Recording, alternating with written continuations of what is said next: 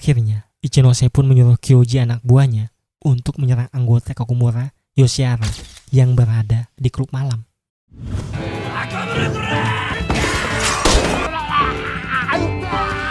Keesokannya, kepolisian Divisi Timur mendatangi kediaman Odani untuk menangkap penembak Yoshiara itu. Tapi, Ichinose dan sebagian anggota Odani yang lain sudah bersembunyi. Dan ternyata, Ichinose memerintahkan Kyoji untuk menyerahkan diri kepada Hyoka. Malamnya, saat Hyoka pulang ke tempat tinggalnya, ternyata Ogami sedang menunggunya di dalam. Hyoka pun langsung membereskan alat rekamnya yang terlihat jelas di samping Ogami. Kemudian, Ogami menceritakan masalahnya kepada Hyoka. Dia sangat terkejut karena ketua Mori bisa sampai mengetahui tentang Ogami yang mengeluarkan pentol milik Yoshida itu, yang dimana hanya ada Yoshida, Mamiriko, Hyoka, dan Ogami saat kejadian itu.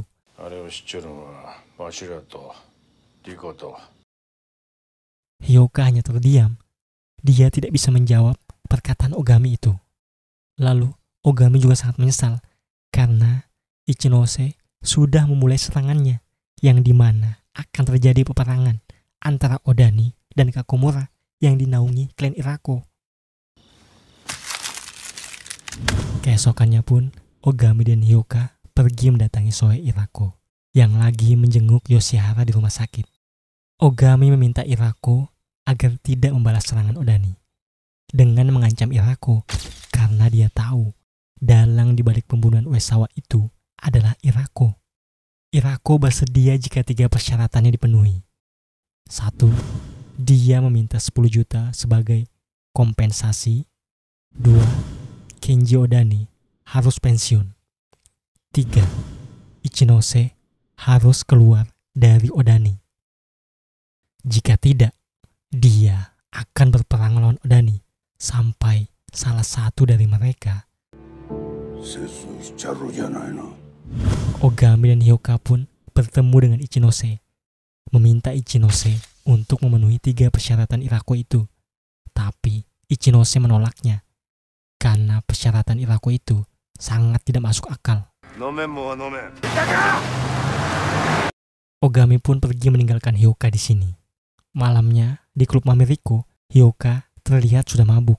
Dan tak lama, Ogami datang, yang ternyata dia habis dari penjara, berusaha membujuk Kenji Odani. Tapi, Kenji menyerahkan semua keputusan itu kepada Ichinose. Lalu Ogami beritahukan rencananya kepada Hyoka bahwa dia akan membujuk Irako lagi agar mengganti persyaratannya itu. Tapi Hyoka menasihati Ogami karena dia sangat mengagumi Ogami sebagai detektif yang hebat. Lalu menyarankan Ogami agar menyerah saja dan mengakui pembunuhan 14 tahun yang lalu itu. Lalu menyerahkan semua masalah Odani dan Irako ini ke komando tinggi. Tapi Ogami menolaknya karena dia tahu komando tinggi memiliki hubungan dengan Irako. Itulah sebabnya Ogami masih menjabat sebagai detektif karena dia memiliki rahasia tentang para polisi berpangkat tinggi yang berhubungan dengan Yakuza.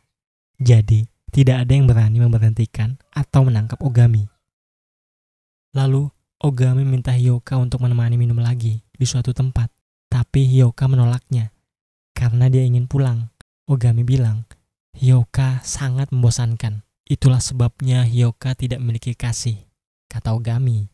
Lalu Ogami menyuruh Hyoka agar bermain dengan Mamiriko. Tapi Hyoka menolaknya karena dia bilang dia sudah memiliki kekasih. Dan mereka pun berpisah malam ini. Hyoka pun pergi, yang ternyata dia menemui Momoko, guys. Hyoka pun langsung memeluk Momoko dari belakang, yang membuat Momoko bertanya, ada apa ini Hyoka? Yang akhirnya membuat Momoko menjatuhkan dirinya sendiri ke lantai. Dan terjadilah hubungan dua insan itu. Tapi Hyoka tidak menyangka malam ini adalah malam terakhir kalinya dia melihat Ogami. Karena Beberapa hari kemudian, Ogami dikabarkan menghilang. Lalu, polisi pun menangkap Sumo dan 3 lainnya itu yang berada di tempat pelacuran.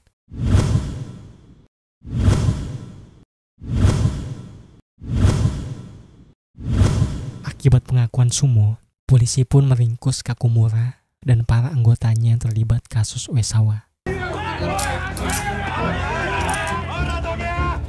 Di konferensi pers, Kepala Inspektur Mori mengumumkan kasus Uesawa telah terpecahkan, tapi Ogami belum bisa ditemukan. Hyoka sampai meminta atasannya Saga agar memberi wewenang untuk memeriksa klan Irako atas hilangnya Ogami yang sudah 4 hari. Tapi Saga tidak mengizinkannya karena kurangnya bukti, yang dimana Saga berpikir Ogami hanya pergi liburan karena dia lagi diskors. Lalu Saga menyuruh Hyoka untuk mencari buku catatan milik Ogami itu, mumpung Ogami lagi tidak ada. Hyoka pun mengungkapkan kekesalannya kepada Saga, karena Hyoka tahu Saga yang sudah membeberkan tentang Ogami kepada jurnalis itu. Hyoka yang kesal pun pergi. Hyoka pun meminta bantuan Ginji untuk bertanya kepada Irako perihal hilangnya Ogami ini.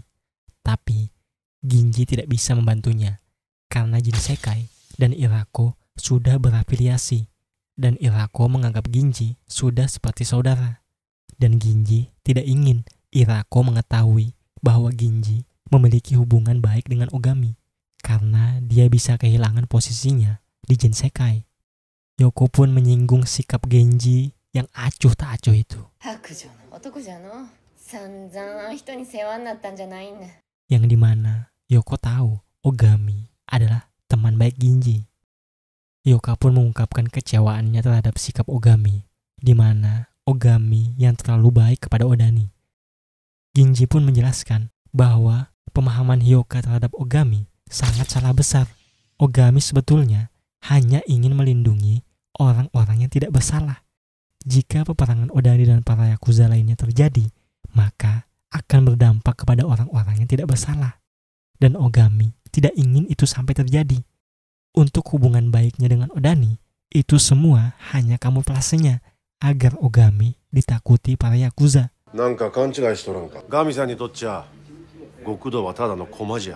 Hyoka tidak menyangka bahwa pemahamannya tentang Ogami ternyata selama ini salah. Hyoka pun pergi menemui Mameriko. Di sini, Mameriko memberi buku catatan milik Ogami, yang dimana Ogami berwasiat kepada Mameriko untuk memberi buku catatan ini kepada Hyoka jika sesuatu terjadi padanya. Dan dalam buku catatan ini, ternyata semua informasi detail tentang para polisi berjabat tinggi yang bisa mendapatkan masalah jika Ogami membeberkannya. Inilah sebabnya Komando Tinggi memerintahkan Hyoka untuk mengambil buku catatan milik Ogami ini. Dan kenapa di buku catatan ini hanya tentang para polisi saja? Karena dia sebetulnya tidak takut dengan para Yakuza. Dia hanya takut pada polisi yang bisa mengancam perdamaian para Yakuza itu.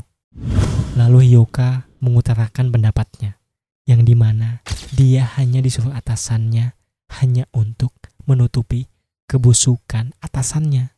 Dan pendapatnya tentang Ogami juga hanya menutupi kasusnya pembunuhan 14 tahun yang lalu itu. Tapi Mameriko membantah kesimpulan Hyoka itu.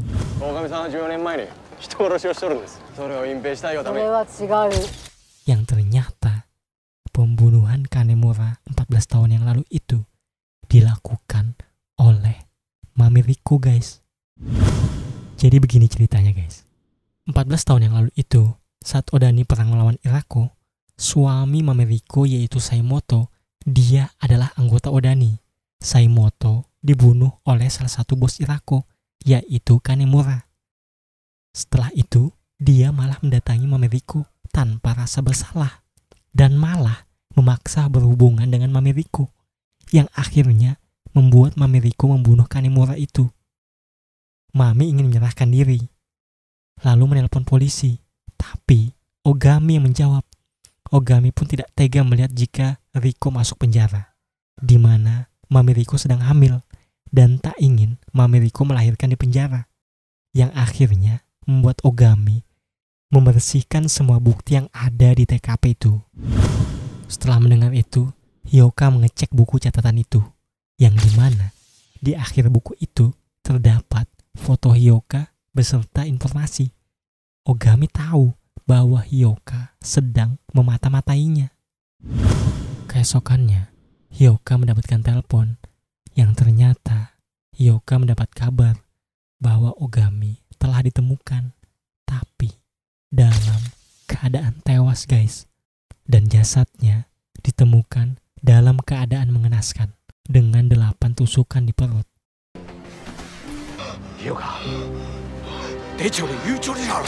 Hyoka terlihat sangat sedih, dan paling menyebalkan, Inspektur Mori berkata di konferensi pers, Ogami bunuh diri guys, karena di tubuhnya terdapat kandungan alkohol.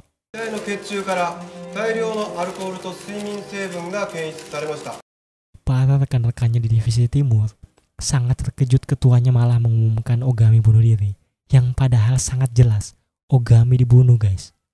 Dan paling mengejutkan, di tubuh Ogami ditemukan zat aneh yang ternyata adalah kotoran babi guys. Hyoka yang mendengar ini pun tidak tinggal diam, dia langsung pergi ke peternakan babi itu. Saat di peternakan itu, Hyoka bertanya kepada anak muda ini, apakah Ogami dibunuh di sini? Anak muda ini tidak mau memberitahu Hyoka apapun. Malah dengan sombongnya, anak muda ini menjawab bahwa sekarang dia sudah bergabung dengan klan Irako dan polisi tidak boleh menyentuhnya lagi sekarang.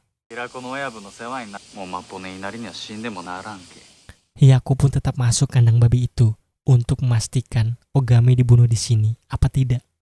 Hyoka mengais-ngais kotoran babi itu guys, dan tak lama dia menemukan korek api yang jika kalian masih ingat, Ogami membelinya di toko tempat nenek saat dia menyelidiki kasus Uesawa itu. Jadi gini guys kronologinya.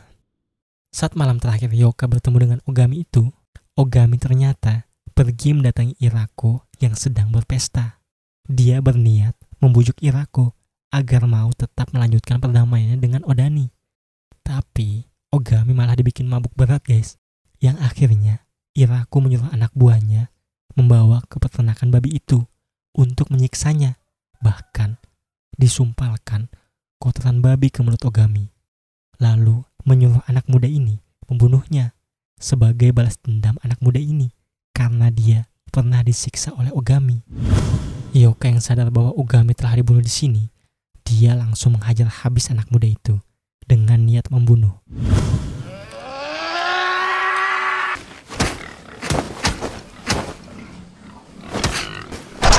Untungnya, bapak dari anak muda itu memukul Hyoka yang membuat Hyoka pingsan. Jika tidak, sudah dipastikan Hyoka akan memukuli anak muda itu sampai mati. Malamnya, di kediaman Hyoka, dia memeriksa buku catatan miliknya tentang Ogami, yang ternyata Ogami menjawab semua sangkaan Hyoka di dalam buku yang Hyoka tulis itu, yang kita tahu Hyoka selama ini telah salah menilai Ogami. Dan di ujung halamannya, Ogami memberi pesan untuk Hyoka agar bekerja baik-baik di sana, dan Ogami akan selalu mendukungnya. Hyoka pun tak kuasa menahan tangisnya guys.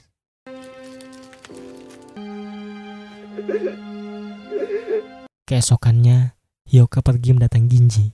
Hyoka meminta bantuan kepadanya, yang dimana bantuannya adalah menyingkirkan ketua klan Irako, yang dimana Hyoka sudah menyiapkan rencana. Ginji pun akan membantu Hyoka untuk membalas kematian Ogami, teman baiknya itu.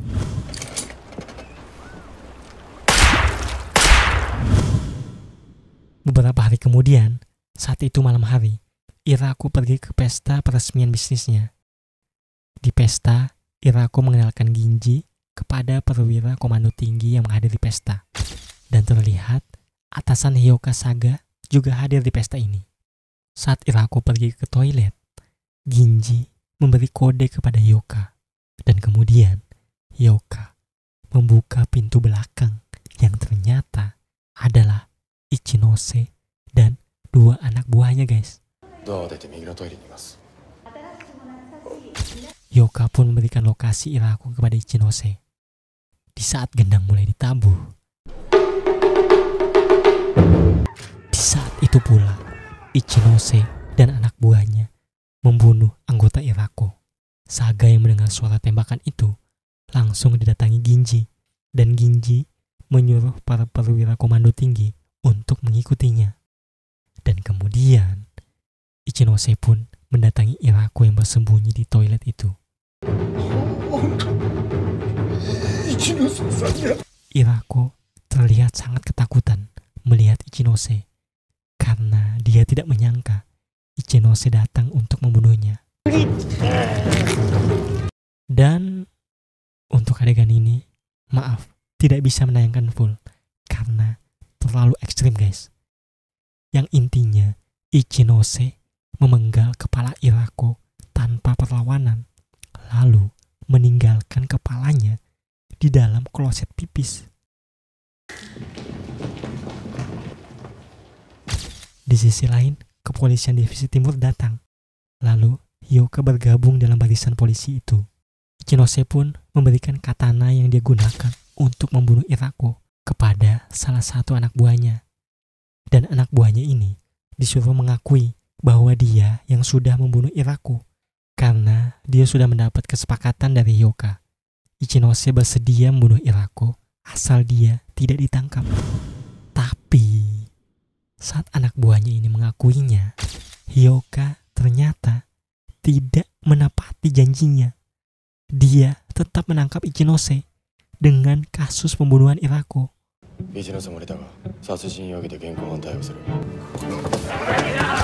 Wow, Hyoka mulai kejam guys. Scene berpindah di dalam sebuah mobil yang terparkir di depan kediaman Irako. Di sini Hyoka memberikan buku catatan milik Ogami itu kepada Saga.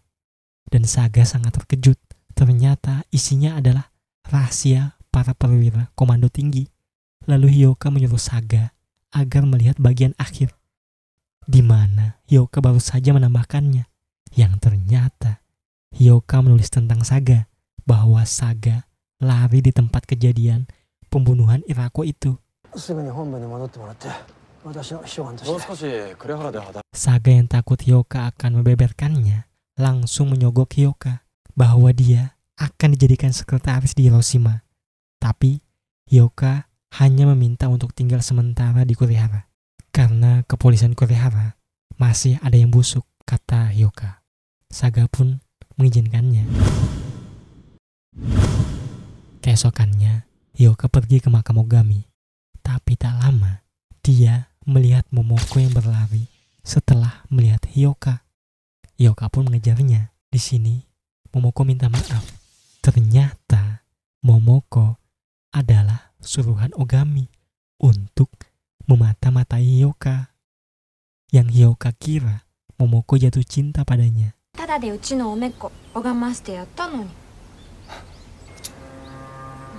Melihat Momoko yang tidak bisa menyalakan koreknya, Hyoka pun mengeluarkan korek dan sisa rokok sebatang milik Ogami itu. Dan film pun berakhir guys, di saat Hyoka baru memulai untuk merokok.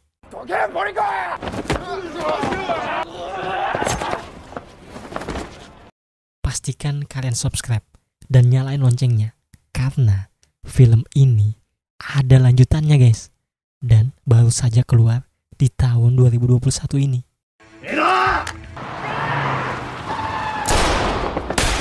Yang akan aku beri judul nanti, Serigala Terakhir Level 2. Karena pemimpin serigalanya, Ogami, sudah tewas guys. Jadi di level 2 nanti hanya ada Hyoka. Bagaimanakah Hyoka akan mengatasi para Yakuza yang tersisa itu?